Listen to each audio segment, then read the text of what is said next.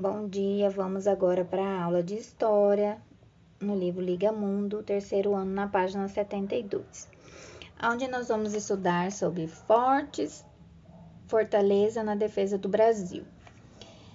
Então, vamos ler. Holandeses e ingleses também desejavam explorar as riquezas americanas, pois não aceitavam a posse do território pelos portugueses. Por esse motivo, depois da chegada dos portugueses ao território do Brasil, navios piratas passaram a ameaçar e invadir vilas e cidades no litoral em busca de mercadoria e riqueza como ouro, madeira e alimentos. A pirataria era uma maneira de protestar contra a posse portuguesa e também de usufruir das riquezas americanas. Aqui no cantinho está explicando o que é navio pirata, né? São embarcações comandadas por piratas, pessoas que não respeitam leis ou acordos nacionais e internacionais, ok? Voltamos à nossa leitura aqui. Além dos piratas indígenas hostis, a presença dos colonizadores era uma ameaça constante. Devido a esses ataques, a população foram construindo fortes e fortalezas, equipados com poderosos canhões, cujas funções eram defender vilas e cidades no litoral. Essas construções eram o sistema de defesa da época contra as ameaças externas, como piratas, e internas, os grupos indígenas. Então, aqui nessas duas fotos está explicando, né, mostrando como era. Aqui a fortaleza é um conjunto de construções sólidas em que visa a guarda de uma área. Já o forte é uma estrutura mais simples e com menor poder de fogo. À esquerda, a fortaleza de Santa Cruz, em Niterói, no estado do Rio de Janeiro, em 2015. E à direita, detalhes do Forte de São João, em Bertioga, no estado de São Paulo, em 2016. E aqui embaixo mostra algumas perguntas, né? Por que centenas de fortes e fortalezas foram construídas no Brasil? Número 2. De acordo com o texto, onde se localiza a maioria dos fortes e fortalezas no Brasil?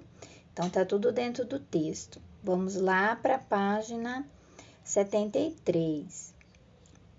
Tem a continuação dos exercícios, que número 3 está falando para a gente fazer em dupla, mas nós não estamos em sala de aula.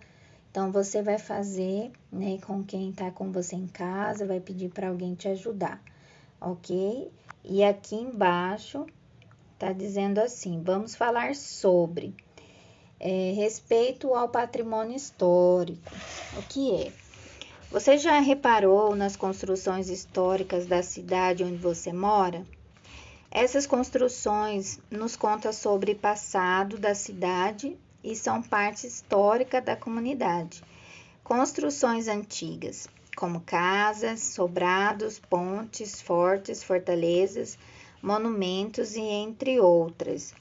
São como pedacinho do passado que permanecem vivos, querendo nos atrair, chamar a nossa atenção para aquele tempo que já se foi, mas que ajudou a construir o presente. Então, o patrimônio histórico é o quê? É parte da memória coletiva e merece todo o nosso respeito, né?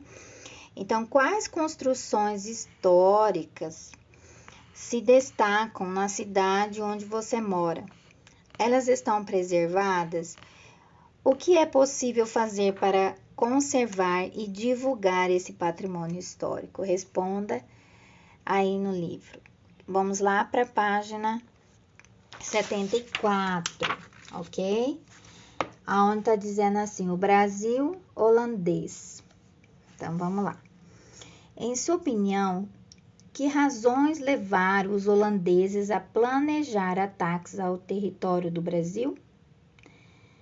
Os holandeses invadiram o Brasil 2 vezes. Na primeira vez, em 1624, Ocuparam a cidade de Salvador por um ano. Na segunda, em 1630, estabeleceram-se em Pernambuco e dominaram quase todo o Nordeste brasileiro durante 24 anos.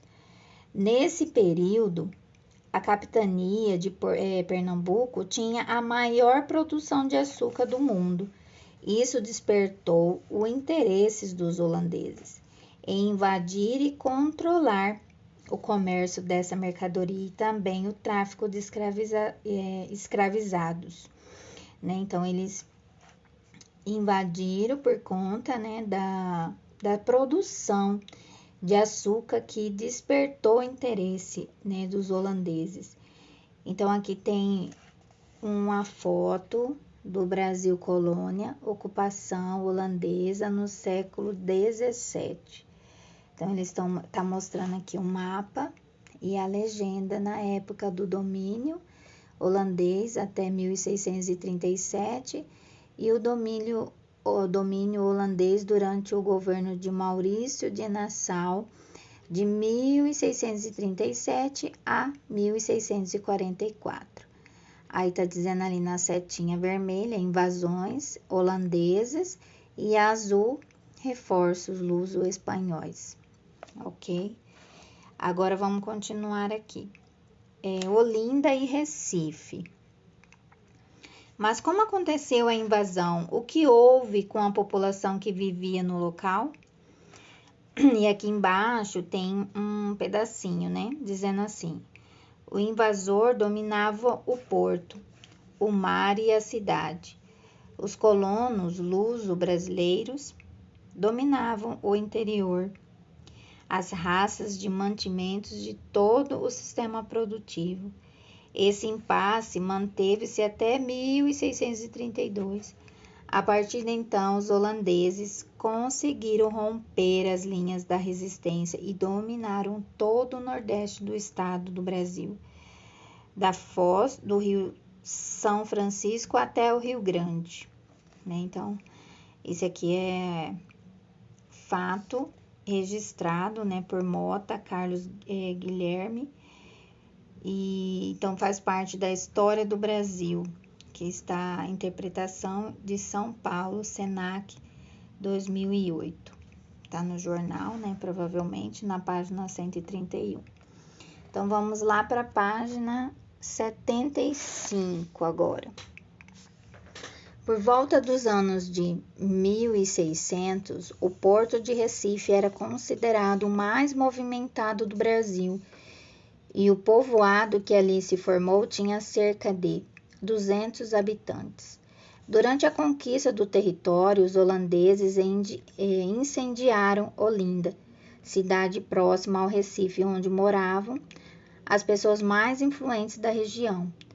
O resultado desse episódio foi o crescimento do Recife, que passou a ser a capital da capitania de Pernambuco. Aqui tem uma foto da vista da cidade, Maurícia e do Recife. Foi em 1657, né? Quem pintou foi Franz Post, a óleo sobre madeira. Ok? Ele era um artista plástico, fazia parte da comitiva de Maurício de Nassau e retratou o cotidiano do Recife no século XVII. Ao fundo, a cidade Maurícia, símbolo da administração de Nassau. Então, Maurício de Nassau, vamos puxar aqui para ler melhor. Maurício de Nassau, um nobre holandês no Brasil. O conde holandês Maurício de Nassau apartou em Recife, no atual estado de Pernambuco, em 1637. Sua missão era governar as terras invadidas pela Holanda. Nassau chegou ao Recife com uma comitiva de homens ilustres que ajudaram a transformar e modernizar a cidade, construindo fortalezas, pontes, jardins e palácios. Eles fundaram até uma cidade chamada Maurícia. Nassau investiu em melhorias na cidade do Recife. Tratou do calçamento de algumas ruas e do saneamento urbano e proibiu que se jogasse lixo nas ruas e bagaço de cana nos rios e açudes, já que os peixes de água doce eram a principal fonte de alimento da população pobre. Em 1644, pressionado pelos holandeses, Maurício de Nassau foi obrigado a voltar para a Europa, marcando o início de um período de guerra contra a dominação holandesa no Brasil. Em 1654, os portugueses e seus aliados indígenas venceram a guerra, pondo fim ao domínio holandês no nordeste do Brasil.